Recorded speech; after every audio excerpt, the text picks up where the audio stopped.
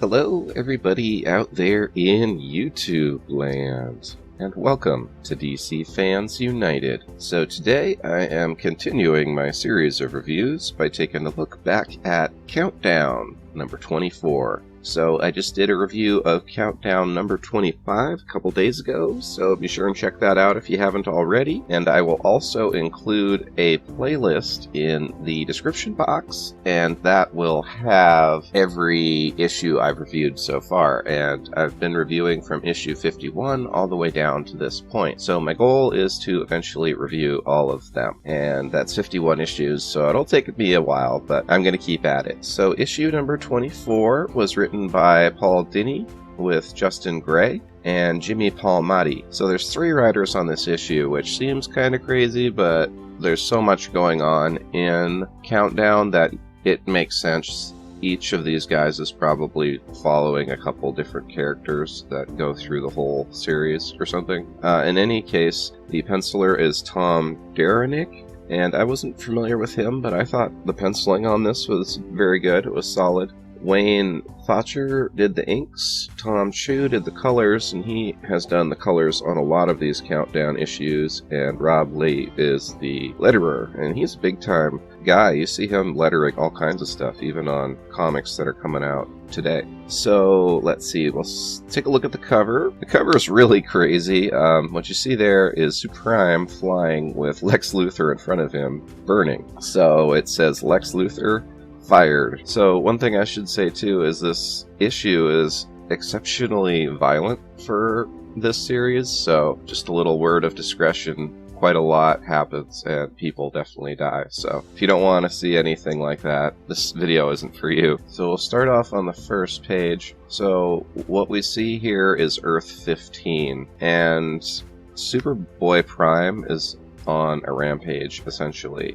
After the end of Sinestro Core War, this picks up here, and he's flown over to Earth 15. He's trying to find a new Earth, basically, to be the Superman of, and he comes here to their Fortress of Solitude and just smashes through inside, which should be impossible for anyone but a Superman type person. So he gets in there, and you see this big 2-page splash page, and he's confronting Superman of Earth 15 and his pregnant wife. And yeah, he looks really sinister here. So this is Superboy-Prime. He has the full black Superboy outfit.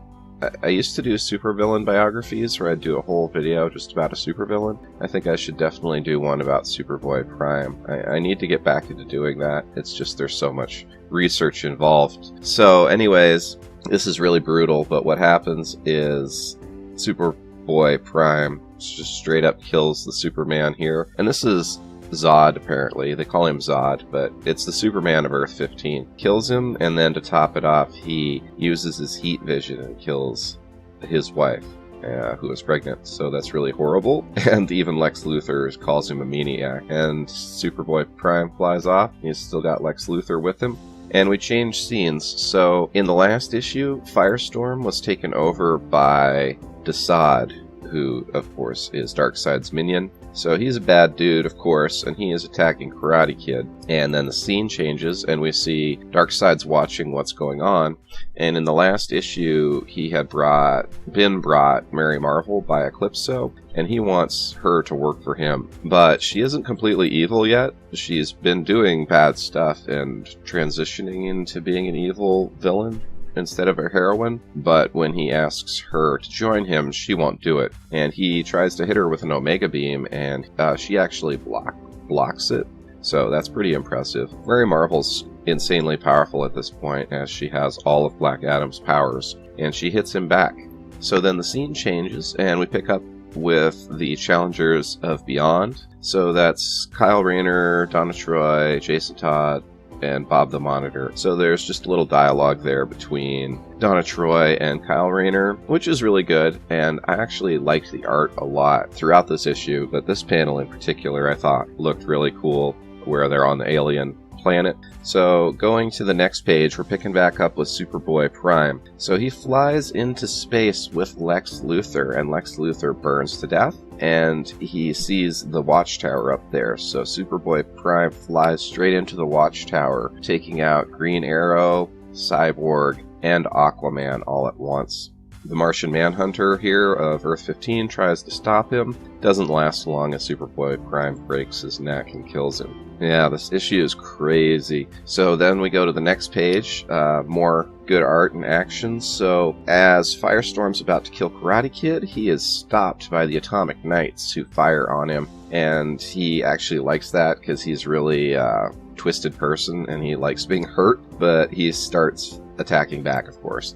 And the Atomic Knights actually win. They're pretty cool. And what happens is they throw this kind of ball on him. It isn't explained what it does, but it shocks him, and it separates then Desaad from Firestorm. So Desaad doesn't stick around. He takes a boom tube and gets out of there. So we pick up right with Mary Marvel and Darkseid. They're still fighting and they're running at each other, and right when they're about to collide, Desaad comes in on his boom tube, and the interruption allows Mary to escape. And then Eclipso promises to bring her back, since that was her goal. So, Superboy-Prime is on his rampage still. He goes down to Earth, and he uses his heat vision and destroys Atlantis. He is attacked by Wonder Woman and Batman of this Earth. Takes Wonder Woman, he flies into her jet and punches her, and grabs her and throws her through the bat plane. Batman flies at Superboy to try and stop him, but yeah, just gets swatted away like a bug. And then it's really horrible. On the next page, you see Superboy-Prime grabs Batman and flies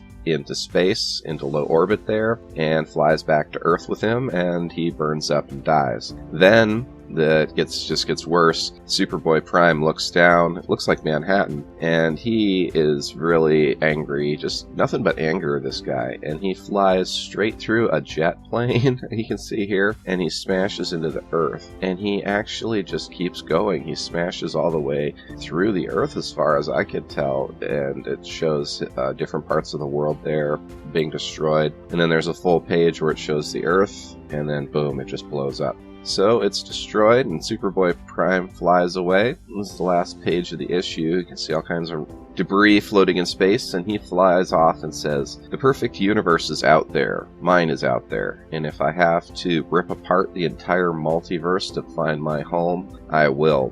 So that was really brutal. That was like the most wicked issue so far. So in this continuity, Earth 15 is destroyed. And then there's a little bonus at the end. I really like how they do these. They're usually a little origin story or a backstory, something like that. So this one's about Desaad, and there's 2 pages that give you some information and backstory on him. Alright, that's all for now. Thanks for watching. So I've got more reviews planned. I'm always a little bit behind on these things, but I've got, let's see, I'm going to review Convergence, Nightwing, and Oracle. I have physical copies of that, so that'll be fun. I still need to do a review of The Immortal Men #1. I'm going to get that out sometime soon. I need to do a review of Damage #5, and on Wednesday, well, let's see. Yeah, on Wednesday, so New Comic Book Day, I'll be able to get down to the comic book shop. So hopefully on Wednesday I should have a comic book haul video for you guys, and then I can start reviewing some brand new comics too.